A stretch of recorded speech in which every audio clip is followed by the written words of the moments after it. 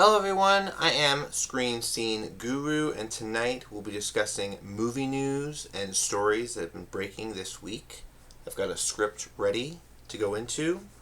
So starting off, we've got stories from a few days ago, catching up, but I will be doing a comic book review at the end of this video, so stay tuned for that. So starting off, we've heard that Matt Smith, the Doctor Who actor, also he was in Morbius, and he's going to be in the upcoming film Caught Stealing with Austin Butler, has been rumored to be a villain in the new Star Wars upcoming Starfighter, so that's pretty good news. We heard that Disney is getting rid of the Hulu brand. I've been reporting on this for a few weeks now, but it has been confirmed by Bob Iger on the streaming service. It's going to be, I think, at the end of the year. They're going to be releasing the last few Hulu titled series, but by 2026, Hulu is going to be gone, which I thought was very fascinating. It wasn't a service outside of the US, so it was something that a lot of people didn't carry even if they had an ExpressVPN, but it is fascinating that it's going to be all Disney Plus next year. Going on, we heard that Netflix is going to be making a tjhookerseries on the streaming service, so that's very fascinating to hear for people that loved the show back in the day and the movie even. This could be a revitalization for the franchise. So going on, we've heard that Harrison Ford is stepping away from Marvel Studios. He won't be reprising his Red Hulk role anymore, and he's cited his own age, and it's difficult for him to be doing green screen work and all this stuff given his mobility issues. So that's a bit unfortunate given that I liked Captain America Brave New World and his performance in it, and I thought they would be bringing him back, but it sounds like there's no plans currently. Going on, we've got Landman Season 2 is planned to drop on November 16th, so that's really fascinating, guys. Billy Bob Thornton was on social media recently saying that he's tired of kids asking him when Season 2 is going to drop. It's going to be here before Thanksgiving, so that's very cool to hear about Landman being ready on Paramount Plus. They've been shooting it all year. We did think we were going to be getting it next year, but we're getting it early. And then Prime Video announced that Fallout Season 2 is coming out in December. So that's been rushed to production as well, which is very interesting stuff. I like Season 1 very much. And they've already released still images of Vegas, New Vegas, before the bombs drop, and supposedly what it's going to look like after, which is very good. They got all the actors returning. Warner Brothers earnings call was very good, profitable second quarter going into their investor call. They talked about how they had 6 projects which all made over $40 million, which is very good. It's historic, actually. No company in the history of Hollywood has ever done numbers like that, not even Disney, which is very fascinating. Pulling up real quick the films they had. They had Minecraft, which was at $163 million, Sinners, which I just reviewed, at $48 million, Final Destination Bloodlines, which was $52 million, F1, $57 million, Superman at $175 million, and Zach Cregger's Weapons at $43 million. So that's 6 films that were all making historic gains. So after that, they've announced that the super second quarter, multiple movies are being greenlit. 3 to 4 New Line films, 1 to 2 animated films like Cat in the Hat, we've heard from Illumination is going to be being released from them. Interesting to hear that Amazon MGM is planning to release 12 to 14 films a year, so that's really interesting news. We also got 1 to 2 brand new DC films being made each year. They are including animation projects, so 1 to 2 animated projects a year, which we think we know quite a lot of them because James Gunn's announced a slate. but apparently they're going to write and direct the next Super Family, which is a direct sequel to Superman, even though he said it wasn't going to be a direct sequel. I do have a comic book to go into a little bit later in the video. I've got Icon, Worlds Collide, Superboy meets Girl, so that's very fascinating. Since the news has dropped that we know we're going to get Supergirl in 2026, it's already shot, ready to go. They're about to release Peacemaker Season 2 and Lanterns next year as well. So that's very fun. But the news of this Super Family being developed by James Gunn is also very interesting. We've got Dave Bautista has been cast as the villain in Highlander with Henry Cavill, and he's going to be the villain in Roadhouse 2 with Jake Gyllenhaal, which is very good news because I'm a big fan of the franchise. Spider-Man Brand New Day has been shooting in Scotland with a horde of kids surrounding Tom Holland and loving up on him, and they think he's great. I have heard that set leaks on the photos have shown Punisher, John Bernthal, with the Punisher van, the infamous van from the animated cartoon series. I had wondered a long time if they would incorporate that element to the film, and it seems like they have, and it's perfect. It looks great, alongside with a tank, big military vehicle that they're teaming up to take on in the streets of Glasgow, which they've made up to look like New York. Very fascinating that they're shooting out of the country because of taxes. I wanted to mention that. The taxes in New York State and other places like Hollywood, a lot of the MCU's project has gone to Europe, the UK, or other places abroad.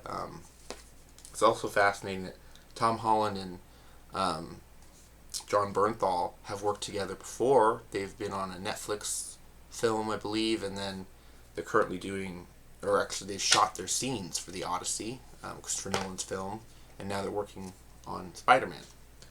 So going on, we've got the news of Marvel Zombies set to premiere on September 19th with 4 new episodes, guys. I don't know how many people have watched Eyes of Wakanda or the Spider-Man animated series, Friendly Neighborhood Spider-Man. I watched the first episode of it, and I thought it was an interesting 3D animation style. Intriguing, but I thought it was also kind of weird. Audrey Plaza is supposed to star in a Hindi Filey's biopic film about her LA lifestyle before her courtroom trial. This was, of course, about a big-time LA, I believe she was a fashion designer or clothing model designer who was, of course, caught up in the Weinstein trafficking debate scandal. She is currently serving time, so it's very interesting to hear Audrey Plaza is going to play her in a biopic, given the light and gravity of the situation. But Michael Bay apparently recently left a Netflix project with Will Smith, citing creative differences, but he is still queued to do another Transformers movie. Armageddon 2 from Michael Bay is happening, supposedly. We've got Billy Lord has joined the Artificial cast with Andrew Garfield from Amazon MGM. Goosebumps, the series on Disney Plus, got canceled because they cited low viewership, which I was surprised that, they did a season 2, a special with one of the guys from Friends, which was pretty interesting, but apparently they're not bringing it back. The High Side, former racer, taking care of his family, then rejoins the racing business, flees authorities. Timothy Chalamet and Mangold set to work together again. So that's very interesting. A Timothy Chalamet movie coming out from Paramount. They just won a bidding war against HBO and Netflix for it, given the new merger with Skydance and Paramount. They've now confirmed a legacy program like Legendary is going to come in and do work with them again. Dune 3 is filming, and Batman Part 2. So that's really cool. Robert Pattinson's getting a lot of work from The Odyssey to Dune Part 3 and Batman Part 2. He's working a lot. And the fact that Warner Brothers is having such a successful turnout is proof positive that they are going to shoot Batman Part 2 in 2026 and have it out for 2027. So that's good.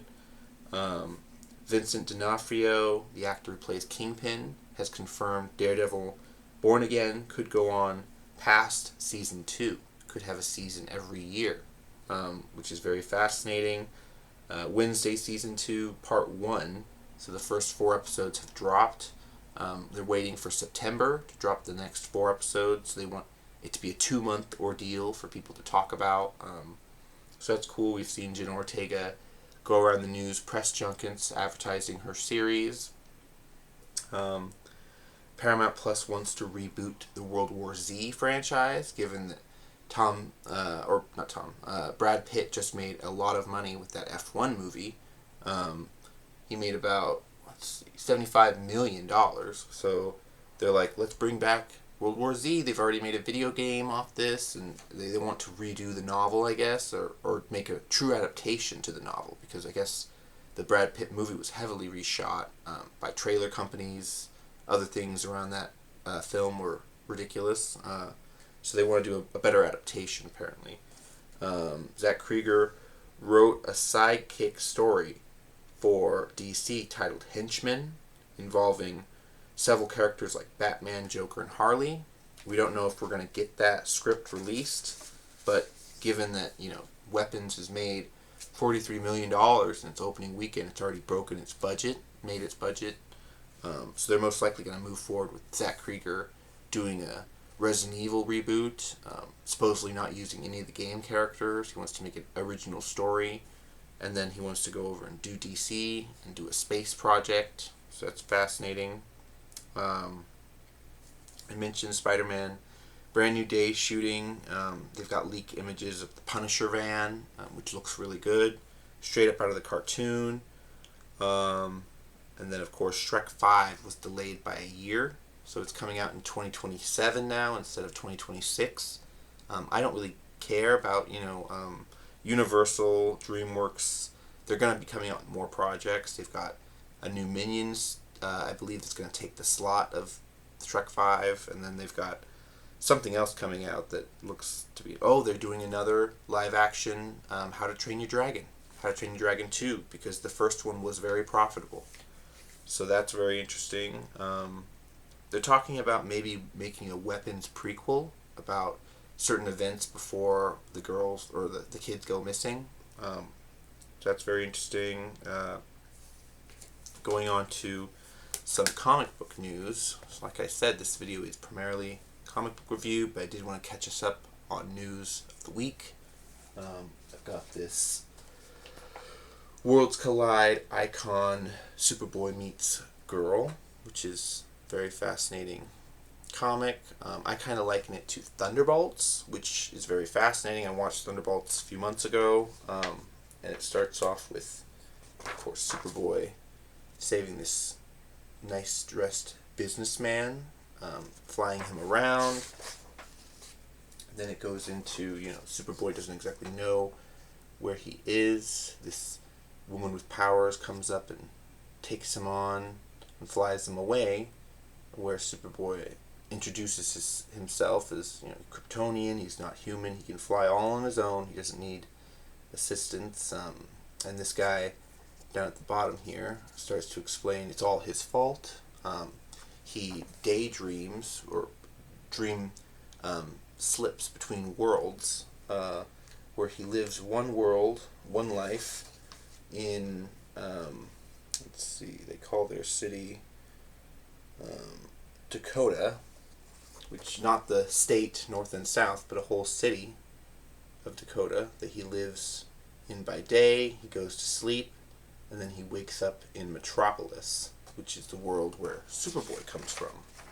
A clone of Superman made by Cadmus Labs, but still, this man recognizes it's his own fault that he brought him into his own dreamscape, his own dream world. So that's very fascinating. Kind of like Sentry, having a flip dual personality. But they go into, he also lives in Metropolis, has a day job at the Daily Planet, going into all the stuff there. She discusses that they need to go to her head base and talk to her leader, which is very interesting. Then we get to see a bit of his dreamscape come out through his glasses. A bit of dark, shadowy kind of casting he makes. Moving on, we get to see some very interesting villains. These are like accounting, weird nuclear family-ish villains that are introduced to take account for all these heroes. Let's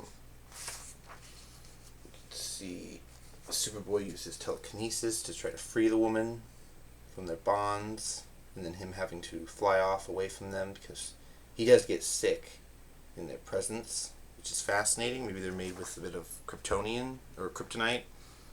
But yeah, he talks about how he's faced them before.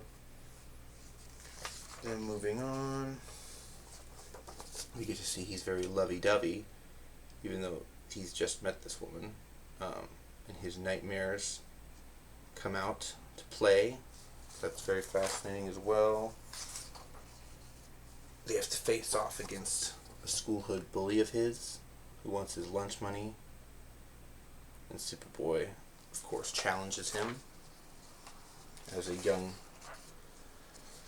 man would.